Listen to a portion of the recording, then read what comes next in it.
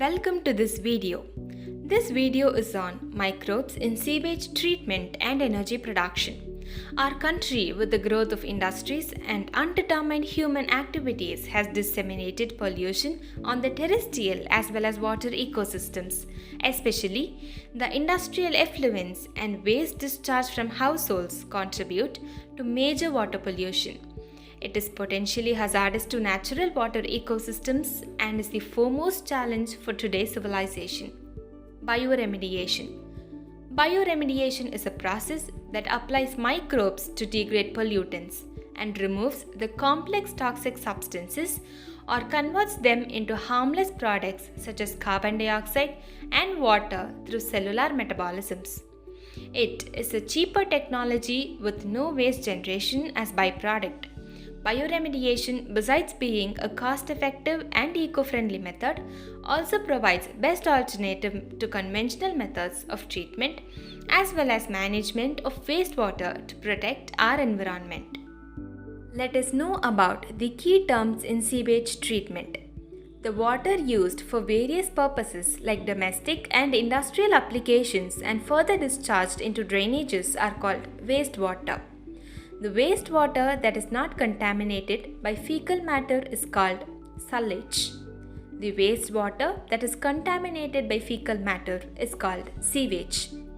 Discharges from the industries and sewages with high mineral and toxic content are called effluents. Why do we need sewage treatment? The wastewater generated by the human activities is discharged into drainages as sewage, sullage, and industrial effluents. In this combination, the wastewater turns to be highly toxic liquid and sludge, unfit to be delivered into the natural environment as it contaminates land as well as water, causing several inconveniences to the life of human beings and other living organisms. Hence, we need sewage treatment to protect ourselves and our environment from harmful diseases and pollution. In sewage treatment, there are three important steps. They are primary, secondary, and tertiary treatments. Primary treatment.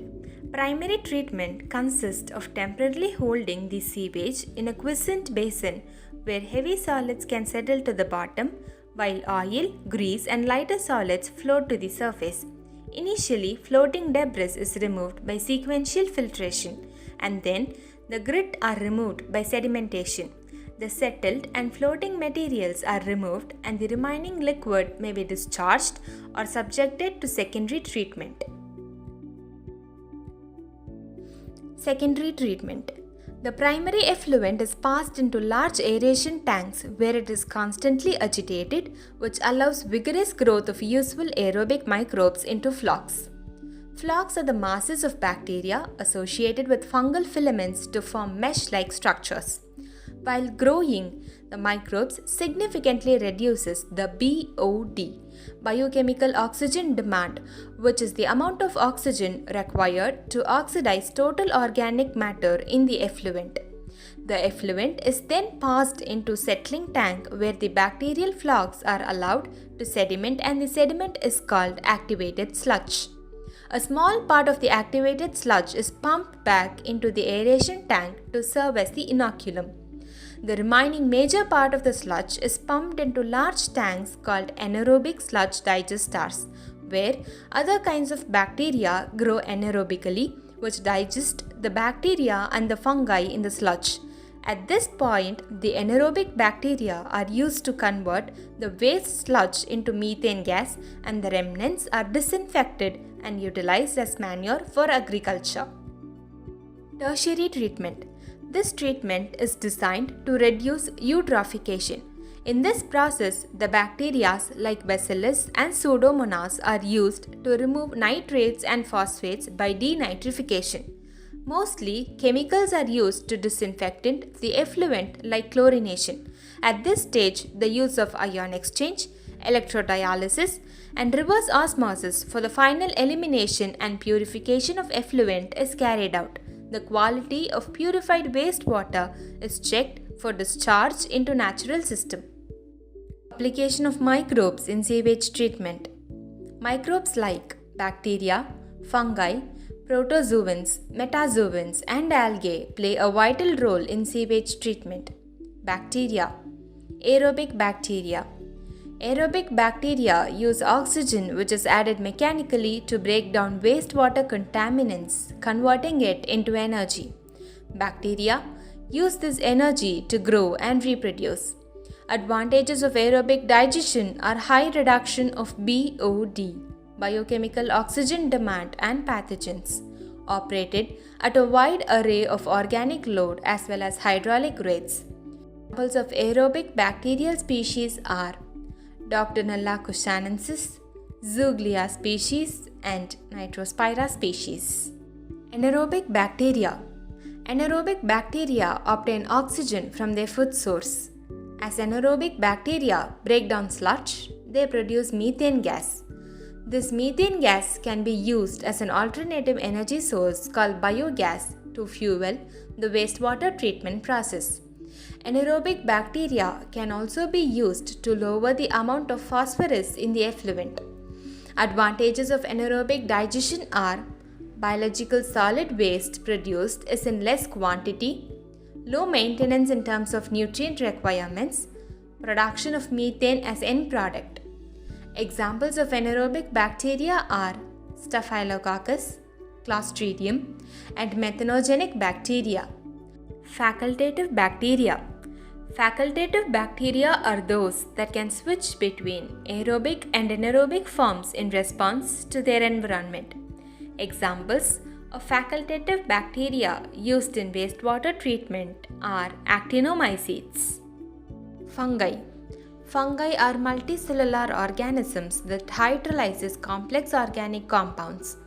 They have the ability to break down organic matter in a system with low pH, even oxidize ammonia to nitrite and nitrate where bacterial growth is inhibited. Fungi use their fungal hyphae for trapping and absorbing suspended solids to accomplish their energy and nutrient requirements. They have been reported to secrete some enzymes which help in the degradation of substrates during wastewater treatment. The most common fungus organisms associated with wastewater degradation are Spirochilus natans, Aspergillus, Penicillium, Fusarium, and Obsidia. Protozoa. They are unicellular eukaryotic organisms bigger than bacteria. Protozoa prey on pathogenic bacteria and play a significant task in wastewater treatment process. They remove free-swimming bacteria and other suspended particles by digesting them and makes it advantaged in wastewater treatment by helping them to improve the clarity of effluent. Some of the protozoan species used in wastewater treatment are Vorticella species and Opercularia species. Metazoans. Metazoans are multicellular eukaryotic organisms whose size is larger than most protozoa. They are generally present in effluent that is kept for a long time, especially in lagoons. The metazoans are known to feed on other microbes and clarify effluent. They are the first ones to be affected by toxic loads of effluents. Some of the metazoans used in wastewater treatment are rotifers and nematodes. Algae. Algae are a group of photosynthetic organisms abundantly present and play a significant role in biological wastewater treatment. They can accumulate heavy metals, pesticides, organic and inorganic toxic substances inside the cell intracellular as well as outside the cell extracellular. Some of the algae used in wastewater treatment are Euglena, Chlamydomonas and Oscillatoria. Let us see how microbes become fuel cells by utilizing organic waste. Fuel cells are a novel addition to the inventory of alternative energy sources having minimal or no net carbon dioxide emission. Microbial fuel cells (MFCs) have been described as bioreactors that convert the chemical energy of organic compounds into electrical energy through catalytic activity of microorganisms under anaerobic conditions. Microbial fuel cell technology represents a novel approach of using bacteria for generation of bioelectricity by oxidation of organic waste and renewable biomass. The bacterial cell membrane functions as an energy transducing membrane operating according to the chemiosmotic principle.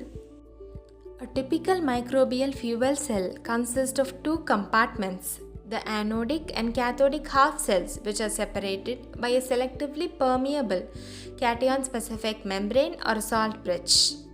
The anodic chamber consists of microbes suspended under anaerobic conditions in the anolyte, and the cathodic chamber contains the electron acceptor, oxygen. In essence, the electron donor is physically separated from the terminal electron acceptor across the two chambers.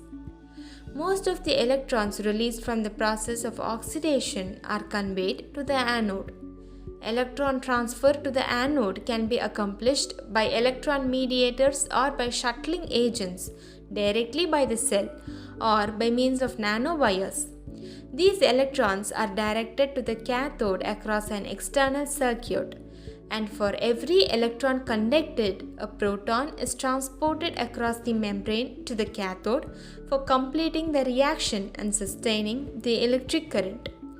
More viable solutions are available in the nature to eradicate pollution. Let us aim at utilizing them appropriately to offer a clean environment to our future generations.